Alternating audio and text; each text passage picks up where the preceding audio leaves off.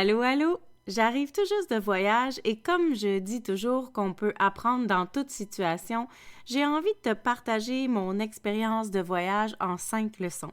Alors, si ça te tente de savoir quelques petites péripéties qui se sont passées dans les 5 dernières semaines, reste avec moi, je te jase de tout ça après l'intro. Parce qu'on a tous des vies occupées, des agendas surchargés et que malgré tout, on aimerait apprendre à se déposer. L'architecte de l'âme, c'est ta pause zen. Un endroit pour t'aérer le cerveau, arrêter de réfléchir et juste te laisser inspirer.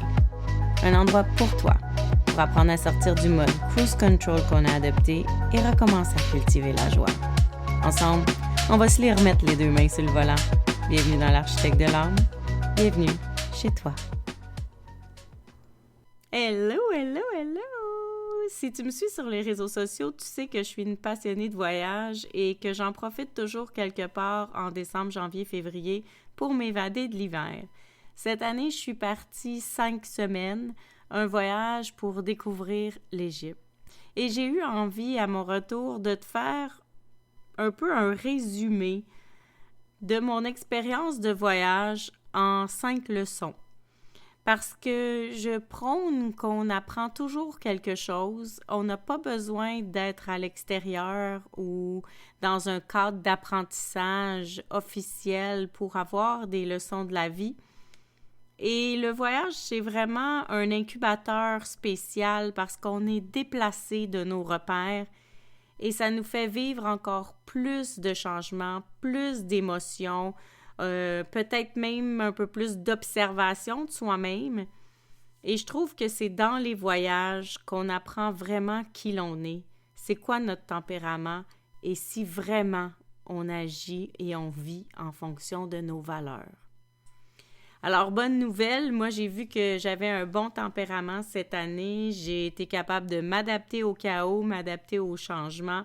Le voyage en Égypte, c'est pas un voyage qui est facile parce que c'est un pays qui est pauvre, alors les gens sont beaucoup après toi pour solliciter des sous, des ventes et viennent dans ta bulle. C'est aussi un pays qui est très sale et très chaotique.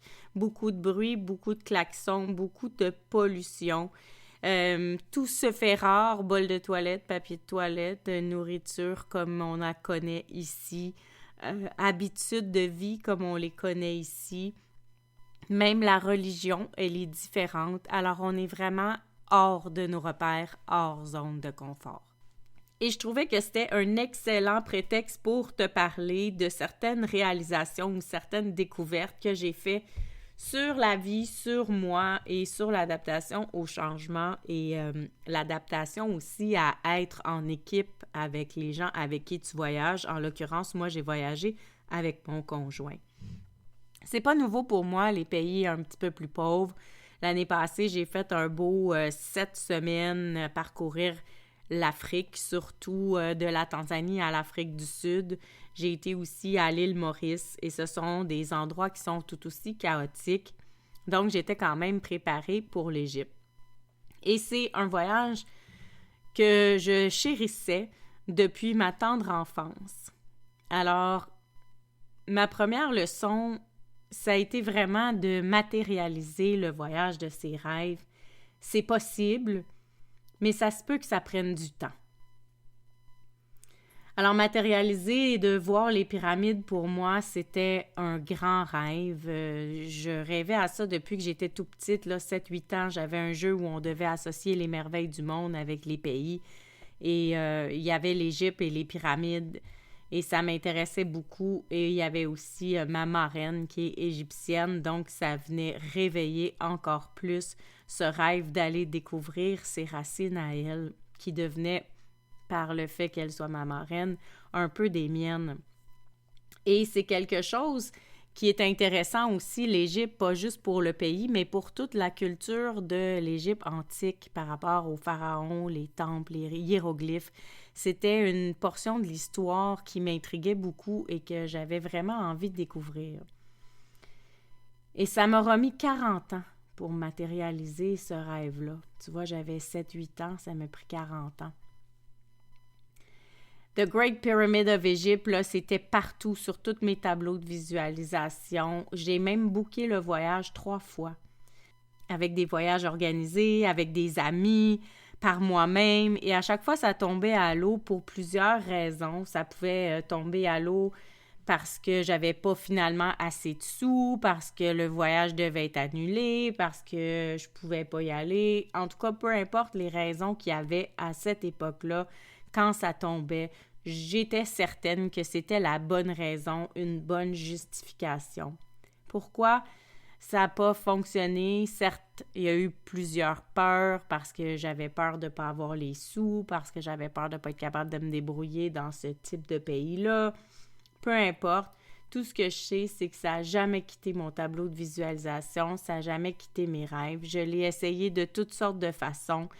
Et la matérialisation, ce que je me suis rendu compte, c'est pas juste de dire « OK, je vais mettre le premier dépôt et l'univers va faire que je vais avoir l'argent le jour du voyage ». C'est pas tout à fait ça. C'est comme un peu la pensée magique de manifestation de l'époque. En tout cas, c'est souvent comme ça que je l'ai booké puis que finalement, ça s'est pas fait.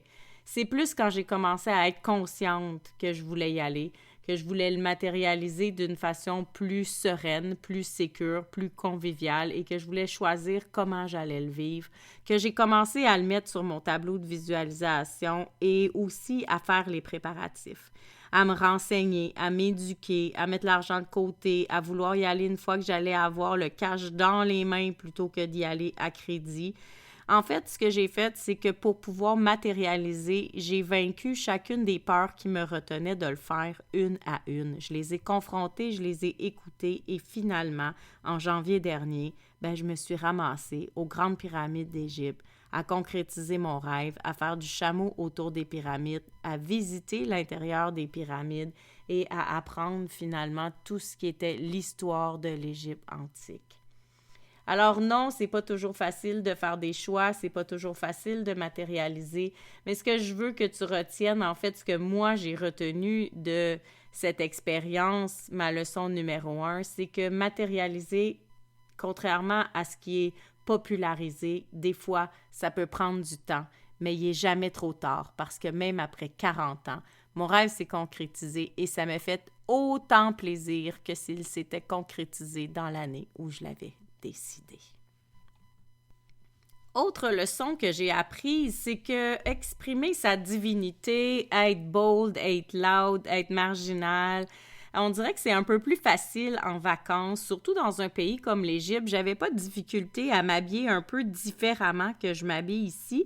Et ça m'a fait réaliser quand je regardais les photos que de toute façon, on fait ça un peu partout. On s'imprime du pays, on s'imprime de l'espace, on s'imprime même du tout inclus où on va.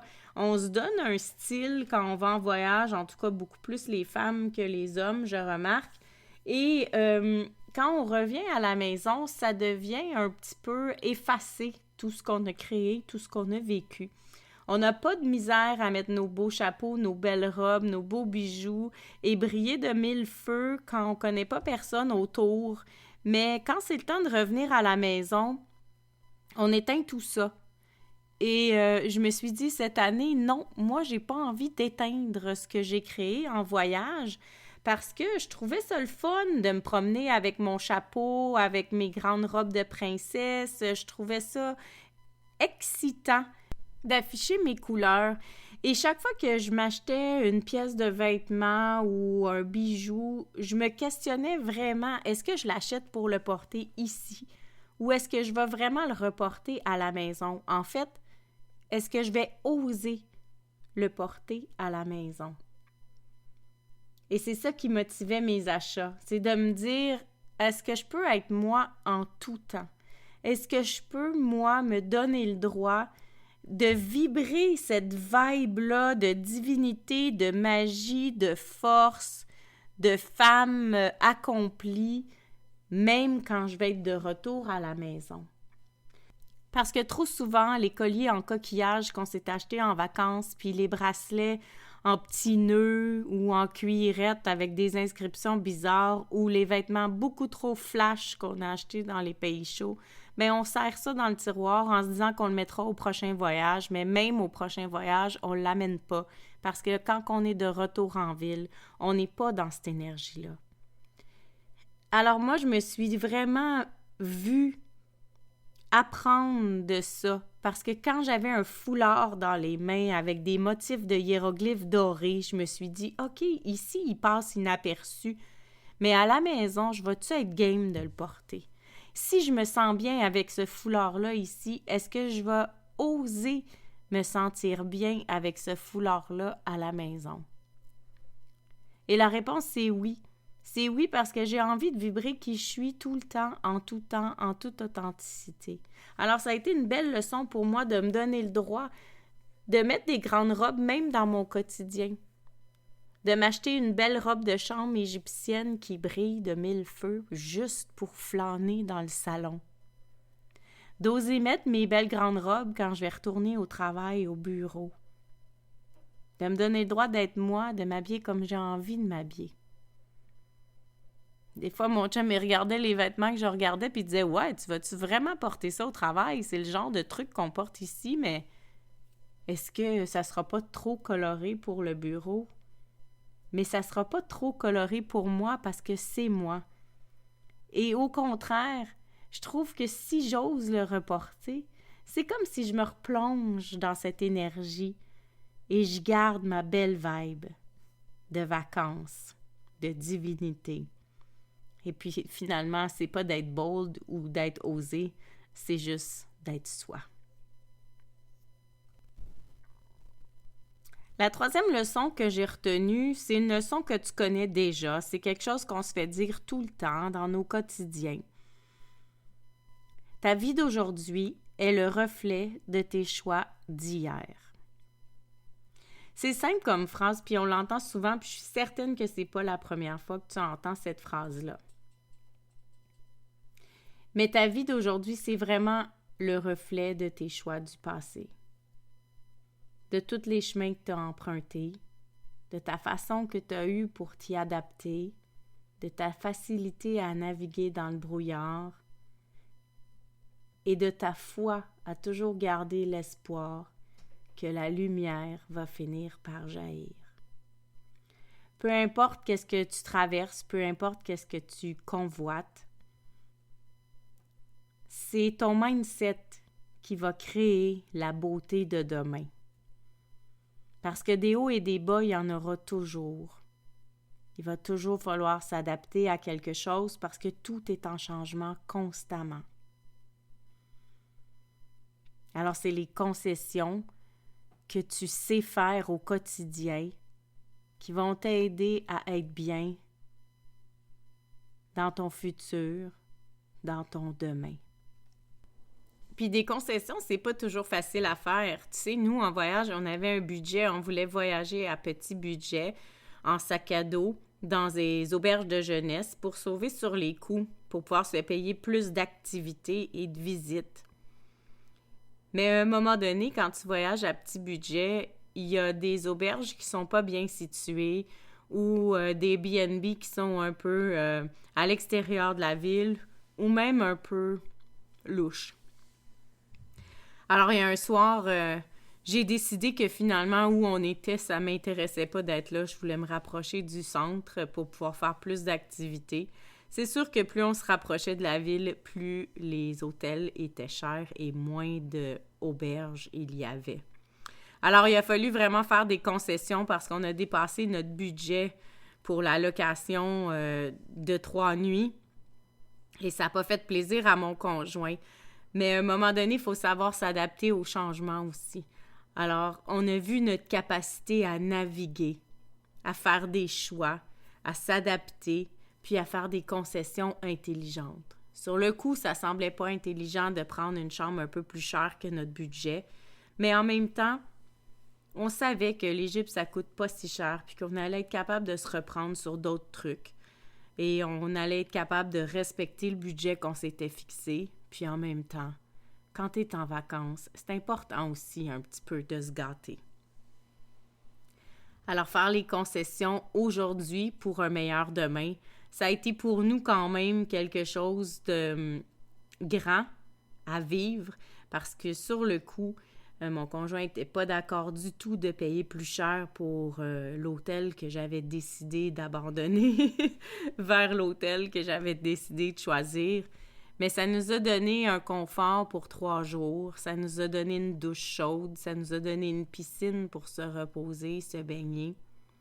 Finalement, ça nous a donné 3 jours de repos, alors qu'on avait sans cesse bougé à tous les 2 jours depuis le début de notre voyage. Donc, un choix qui avait été difficile à faire monétairement sur le coup s'est avéré un bon choix pour les 3 jours qui ont suivi parce que ça nous a permis de se déposer. Et en se déposant, on a pu refaire le budget et refaire le voyage et finalement découvrir des gens qui nous ont amenés faire toutes les activités qu'on voulait faire à moindre coût parce qu'on n'a pas eu besoin de passer par les agences touristiques. Alors, c'est important de savoir s'adapter pour pouvoir tranquillement aussi interagir avec les autres, faire confiance aux autres et échanger avec les gens sur notre chemin. Ce qui m'amène à la 4e leçon, se définir. Quand tu veux échanger avec des gens et que tu restes chez l'habitant, veux pas, il y a toujours une question qui va venir. Qu'est-ce que tu fais dans la vie? T'es qui? Et comment tu te définis? C'est vraiment pas évident de se définir. C'est vraiment pas évident de se mettre une étiquette. Qui es-tu? Quand tu te fais demander ça, cette question-là, à quoi tu penses, toi, spontanément? Comment tu te définis? Par quoi tu te définis? Moi, j'ai eu une grande réflexion à faire parce que, tu sais, je fais plusieurs choses. Je suis coach, j'ai aussi une job de jour, comme tout le monde, dans un bureau. J'ai aussi les cours de yoga, j'ai les accompagnements, j'ai les cours en ligne, j'ai les expertises dans d'autres programmes, j'ai le podcast. En plus, j'ai plusieurs passions, le voyage, le sport. Je suis une conjointe, je suis une mère, je suis une tante, bref, j'ai plusieurs chapeaux. Alors, je me suis rendu compte que pour moi, me définir, c'était pas nécessairement facile. Ce qui me définit le mieux, l'étiquette que j'aime le plus, c'est bien sûr l'architecte de l'âme, mais tu sais, tu peux pas dire à quelqu'un quand tu te présentes « Ah, moi, je suis architecte de l'âme, point. » Ça s'explique. Et je me rendais compte que des fois, j'avais pas envie d'embarquer dans l'explication de c'est quoi une architecte de l'âme. Alors, mon chum riait beaucoup de moi parce que dépendamment à qui on se présentait, des fois, je disais que j'étais prof de yoga. Des fois, je disais que j'étais animatrice d'ateliers en ligne. Et même une fois, j'ai dit que j'étais agent d'immeuble. Mais la réflexion derrière tout ça, c'est que c'était pas facile pour moi de me définir. Que j'avais envie de dire que moi, pour moi, ce qui est important dans la vie, c'est d'être joyeux à tous les jours, mais que les gens sont pas satisfaits de cette réponse-là. Alors, je me suis dit que ce serait un beau défi pour moi cette année d'apprendre à me définir mieux.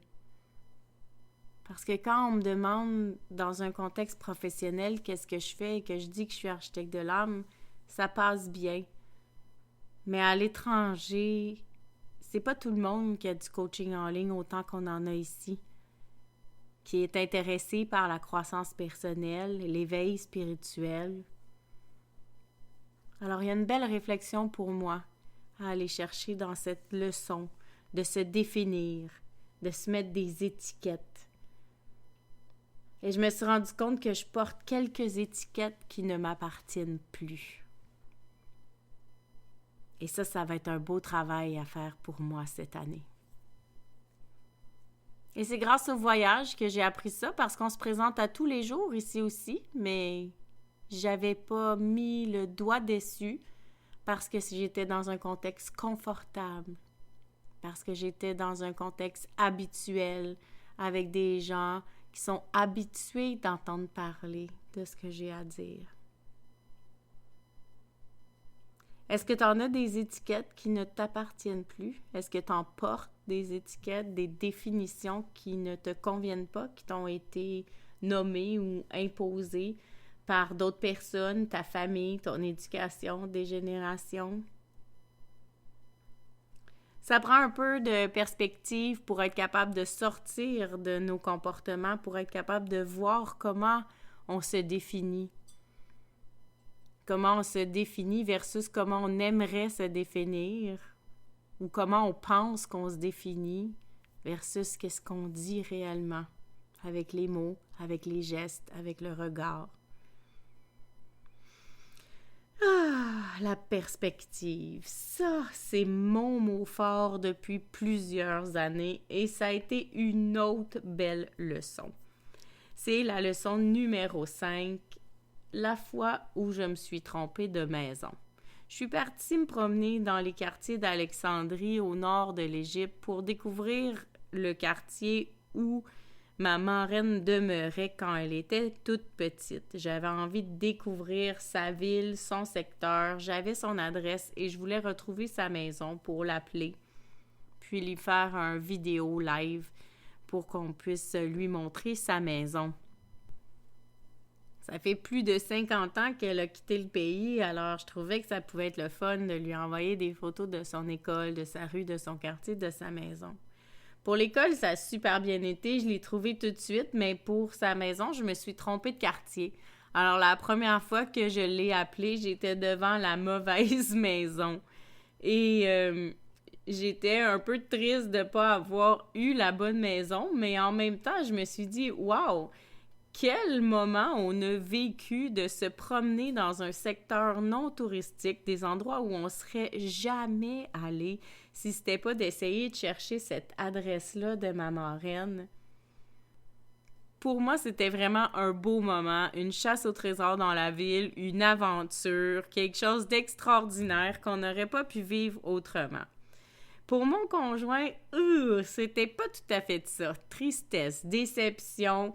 C'était vraiment une chasse au trésor ratée. On n'a pas réussi notre mission. On avait vécu un échec. Et pour ma marraine, elle, c'était quand même la fierté qu'on ait tenté de retrouver sa maison. Elle était touchée du geste, même si on n'avait pas réussi. Et elle trouvait que c'était une très belle attention qu'on lui avait prêtée. Et c'est là où j'ai compris que c'est très important de connecter aux autres. Parce que la même histoire a été vécue de 3 façons différentes, par 3 personnes différentes, qui l'ont perçue différemment. Et pour chacun, l'histoire, elle est vraie. Et pour chacun, une version qui est totalement la vérité. Et chacun a raison de croire à sa vérité. Et j'ai réalisé que c'est juste quand on peut comprendre l'autre, avoir de la compassion, ressentir de l'empathie, mais surtout respecter la version de chacun, qu'on peut avoir des bonnes relations. En fait, c'est la base de toute relation authentique, véridique, complice. Parce que c'était pas facile pour mon conjoint de vivre un échec. Il avait même l'impression d'avoir perdu son temps. Mais en comprenant qu'il voulait pas dire qu'il perdait son temps, qu'il était juste déçu de pas avoir réussi sa mission, de pas avoir réussi à faire une vidéo en disant « Regarde, on a ta maison et que ça a fait l'effet « Wow, c'est la bonne maison », j'ai été capable de l'accueillir, de le recevoir et de quand même garder ma joie, moi, pour ma belle aventure, ma belle chasse au trésor que j'avais vécue, les beaux quartiers que j'avais découverts. Et comme on n'est pas rentré dans une confrontation en essayant de me dire « voyons donc, t'as pas raison d'être triste, t'as pas raison d'être déçu, on a passé un bel après-midi », comme je l'ai respecté, lui, il a aussi respecté le fait que moi, j'étais joyeuse, puis j'étais pas triste comme lui. Puis il a aussi respecté le fait que moi, je trouvais ça vraiment génial d'avoir fait 30 minutes de tuk-tuk, 30 minutes de tramway, 30 minutes de marche pour finalement aboutir à rien. Que je trouvais ça drôle, que je trouvais ça amusant, que je trouvais ça léger, que je trouvais que c'était une belle aventure à raconter. Ben, je l'ai respecté, il m'a respecté.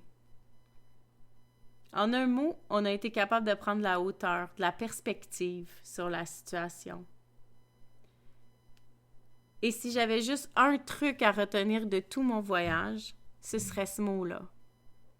Parce que tu sais, dans l'intro, des fois, je te dis que la plus belle leçon que je peux t'enseigner, c'est d'écouter ton feeling. Mais avant d'écouter ton feeling, c'est important de prendre la perspective nécessaire pour être sûr que c'est un bon feeling et que ce n'est pas justement une réaction. Alors, le voyage a vraiment amené un cadeau de la perspective au niveau du respect. Parce qu'être empathique à l'autre, ça se fait régulièrement dans notre couple, mais dans notre quotidien, c'est plus facile d'être en réaction quand ça ne fonctionne pas. Dans tes habitudes, c'est plus facile d'être déstabilisé quand tu es habitué à tes repères. Tandis qu'en voyage, on a la chance, nous, d'être 2 voyageurs expérimentés et on est habitué de se faire déstabiliser. Alors, on a eu le recul nécessaire pour se respecter l'un l'autre. Et ça nous a apporté à un autre niveau un peu plus élevé de complicité. Et ça, on s'est dit qu'on veut garder ça à notre retour à la maison. Et puis, la dernière leçon, c'est pas la leçon en fait, c'est un constat que quand on revient, il y a souvent un roller coaster d'émotions. C'est difficile de reprendre la routine après avoir été dans la légèreté, dans la joie, dans la spontanéité pendant 5, 6, 7, 8 semaines. Dans mon cas, c'est un peu plus difficile l'adaptation parce que j'ai laissé mon conjoint dans son voyage et moi, je reviens à la maison toute seule pour reprendre la routine alors que lui continue son périple dans les Émirats arabes. Et ce qui est important de noter au retour, c'est que c'est normal d'avoir ces mélanges d'émotions-là, d'être un peu dans le souvenir, dans le bonheur, dans la joie, de vouloir rester un pied dans la vacance, tout en mettant un pied tranquillement dans la routine, dans le quotidien, dans le retour au boulot. C'est normal d'être mêlé. C'est normal d'avoir envie d'y retourner, de mettre des sous de côté, de déjà commencer au prochain voyage. Mais c'est aussi normal d'avoir hâte de replonger dans ton travail, dans tes habitudes, de retrouver ta salle de bain, ton lit, ta famille, tes enfants, tes repères, ta routine. Et c'est normal que les deux te plaisent à égalité et qu'il y a un petit moment où c'est difficile pour le corps et surtout le mental d'accueillir cette dualité-là à l'intérieur de toi. Alors, au retour de vacances, mon plus beau conseil que je peux te donner, c'est de prendre le temps de recevoir ce mélange d'émotions-là, ces roller coasters d'émotions-là, de confusion, et de te donner le temps de te déposer tranquillement dans tes pantoufles, dans tes souliers, et de surtout, avec douceur, prendre le temps que ça prend. Et si pour toi, c'est 1 semaine ou 10 jours ou 2 semaines pour vraiment être revenu dans ta routine, offre-toi le luxe d'être mélangé, d'être confus et d'être dans une zone grise pendant ce moment-là. Et plus tu vas te l'offrir, plus ça va être facile de revenir. Pour ma part, je suis habituée de le faire, alors j'ai même plus de problème avec les décalages horaires. Parce que j'ai une excitation quotidienne de ce qui s'en vient dans ma journée. Et c'est ce que j'avais envie de te souhaiter aujourd'hui. Pas besoin d'un voyage pour être satisfait de son quotidien, pas besoin d'un voyage pour aimer sa vie. Mais quand tu pars et que tu reviens, tu te rends compte que, Colin, on est bien chez soi. Là-dessus, je te dis, passe une excellente semaine. À tout bientôt. Gratitude fois 1000 d'avoir été ici. Ça me fait tellement plaisir de jaser avec toi. j'ai déjà hâte au prochain épisode. Entre-temps, si tu as envie d'encourager l'architecte de l'âme, va sur ta plateforme d'écoute préférée, laisse-moi un commentaire ou des étoiles. Puis surtout, abonne-toi pour ne rien manquer. Si tu as envie, tu peux aussi partager l'épisode pour m'aider à me faire connaître. Place-le dans ta story en me disant ce qui t'a le plus touché aujourd'hui. N'oublie pas de me taguer melcy.soul.architect pour que je puisse aller liker et te répondre. Parce qu'à chaque écoute, tu reprends tranquillement ton volant vers la grande liberté. Cette liberté d'être, cette liberté de conscience, cette liberté de joie. Alors, si tu as juste une pépite à retenir aujourd'hui, c'est mon secret du bonheur, mon outil de gestion pour tous les soucis, ma phrase préférée. Écoute ton feeling. À tout bientôt. Love, Mel.